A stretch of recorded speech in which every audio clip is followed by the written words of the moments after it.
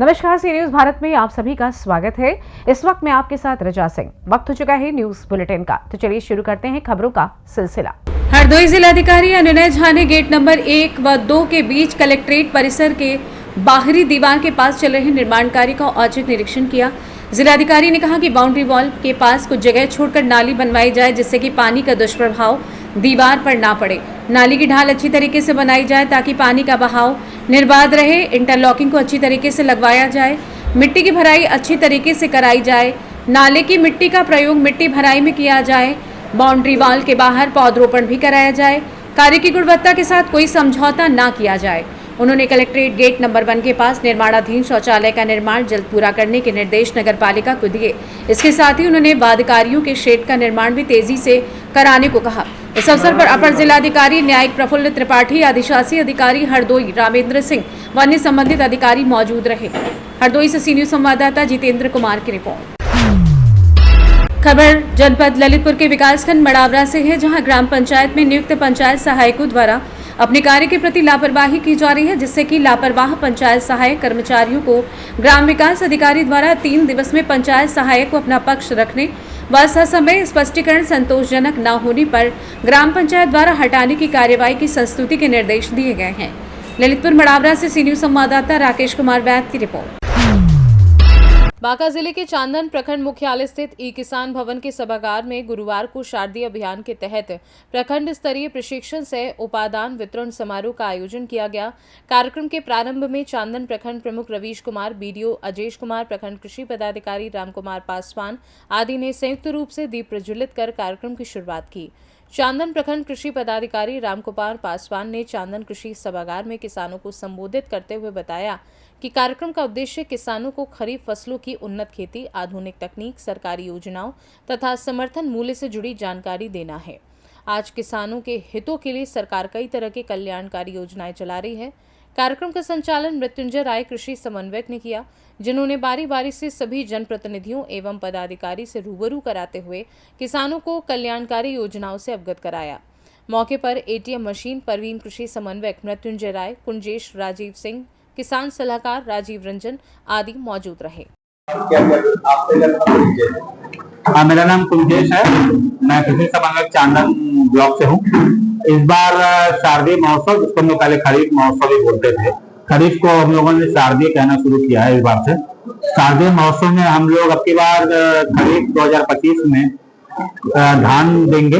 ढैचा भी हम लोग का देने वाले हैं। हम लोग शुरू करेंगे धान, ढैचा, मक्का और अरहर के बीज और तिल का बीज। इसमें धान में बहुत सारी योजनाएं हैं जो जिसमें अनुदान की राशि घटती हैं, बढ़ती हैं। कुछ योजनाएं जैसे डीपीआर है, मुख्यमंत्री की योजना है, शंकर धान भी अब की बार हम लोग देंगे। एक पहले हम लोग शंकर धान देते थे, लेकिन इस बार से हम लोगों ने फिर से शंकर धान देना शुरू किया। शंकर मक्का धान देना भी शुरू करेंगे। और जी, कतरनी चावल में क्या कतरनी चावल के लिए जो किसान अगर 1 एकड़ में कतरनी चावल लगाते हैं, उनको प्रोत्साहन राशि के रूप में 6,000 रुपया कृषि विभाग द्वारा दिया जाएगा। तब फिर उसकी बीज कहाँ उपलब्ध होगी आपके? हाँ, बीज हमारे जो अधिकृत विक्रेता हैं उनके यहाँ उपलब्ध हो जाएगा। अभी उपलब्ध है? अभी उपलब्ध नहीं है, जैसे ही आएगा हम किसानों को सूचित कर देंगे। आपका परिचय? मैं रामकुमार पासवान, प्रखंड कृषि पदाधिकारी चांदन। खरीफ नया शारदीय फसल महोत्सव में इस कृषि भवन में आए हुए हम लोगों के तेज तदाद प्रखंड विकास पदाधिकारी महोदय, कार्यक्रम में तेज तदाद वर्तमान और प्रशिक्षु दोनों बीओ साहब इस कार्यक्रम में उपस्थित चांदन प्रखंड के सभी प्रतिनिधिगण, कार्यक्रम में उपस्थित इस कार्यशाला में उपस्थित इस प्रखंड के माननीय प्रमुख साहब, उपस्थित प्रखंड कृषि पदाधिकारी, प्रशिक्षु प्रखंड कृषि पदाधिकारी, आत्मा के अध्यक्ष, पंचायत समिति सदस्य, उपस्थित सभी जनप्रतिनिधिगण, सभी कृषक बंधु, माताएं एवं बहनें, मीडिया के उपस्थित बंधु, सभी आप लोग, अभी बीओ साहब जो है आप लोगों को कृषि विभाग से संचालित सभी योजनाओं के बारे में। बांका से सी न्यूज संवाददाता राकेश कुमार की रिपोर्ट। देवघर प्रखंड के विभिन्न पंचायतों में कृषि एवं किसान कल्याण मंत्रालय भारत सरकार द्वारा चलाए जा रहे 15 दिवसीय कार्यक्रम विकसित कृषि संकल्प अभियान के तहत कृषि विज्ञान केंद्र सुजानी देवघर के विषय विशेषज्ञों द्वारा बुधवार को देवघर जिले के देवीपुर प्रखंड क्षेत्र अंतर्गत पंचायत भवन दोबाना में 500 से अधिक किसानों से खेती किसानी एवं पशुपालन में होने वाली समस्याओं और अच्छी प्रैक्टिसेस पर चर्चा की गई और किसानों की समस्याओं को वैज्ञानिकों द्वारा ध्यानपूर्वक नोट किया गया। इस मौके पर कृषि विज्ञान केंद्र सुजानी के प्रमुख एवं वरीय वैज्ञानिक डॉक्टर राजन ओझा के साथ ही पशु वैज्ञानिक डॉक्टर पूनम सोरेन भी उपस्थित रहीं।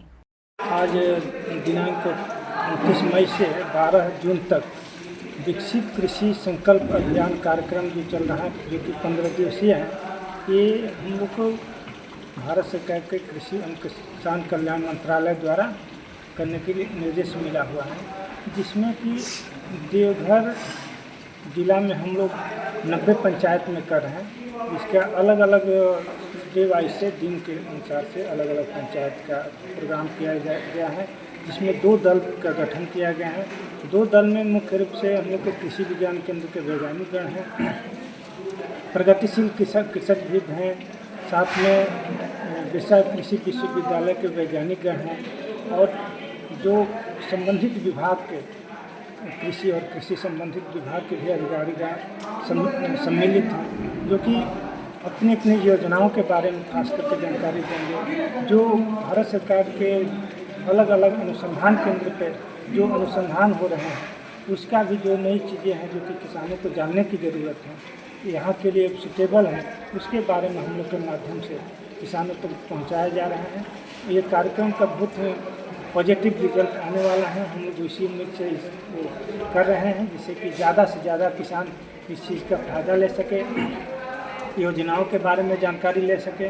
योजनाएं जो बहुत सारे किसान होते हैं कि जान तो रहे हैं लेकिन उसका फ़ायदा नहीं ले पाते हैं, उसको भी हम लोग चाह रहे हैं कि ज़्यादा से ज़्यादा उनके तक पहुंच पाए और उसका फ़ायदा ले सके। आपका परिचय सर? मैं डॉक्टर राजन कुमार ओझा, वरीय वैज्ञानिक सह प्रमुख कृषि विज्ञान केंद्र देवघर से रहा हूँ। धन्यवाद सर। देवघर से सी न्यूज संवाददाता अरविंद यादव की रिपोर्ट।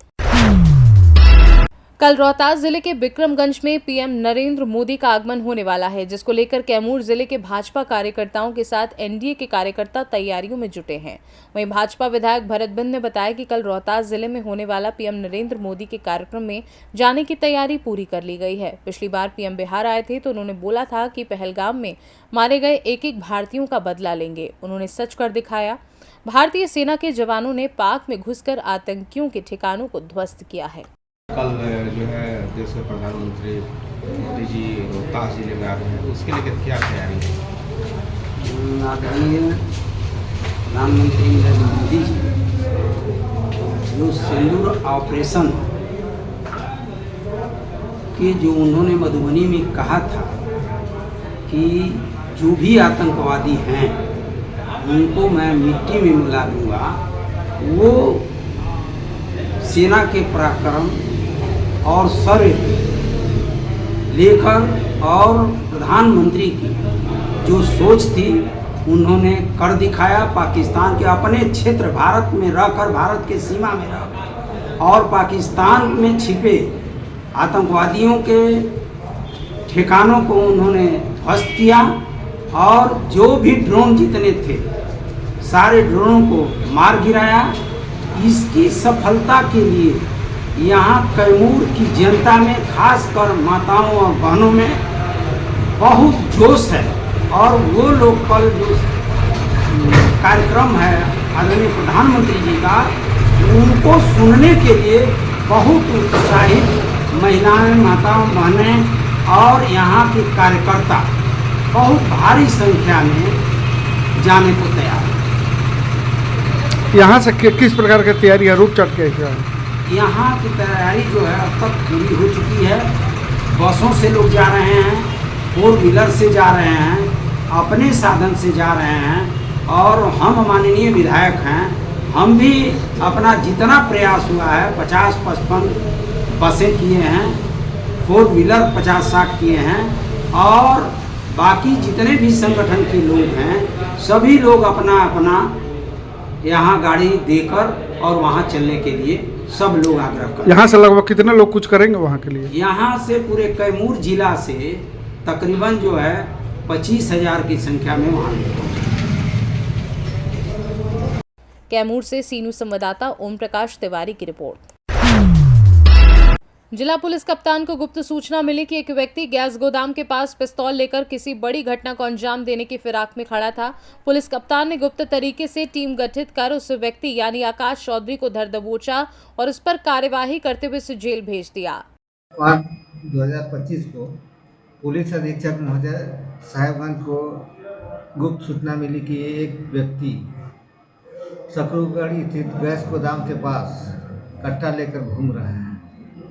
इस सूचना पर त्वरित कार्रवाई करते हुए एक टीम की गठित की गई और वहां पर जाकर एक आदमी को रंगे हाथ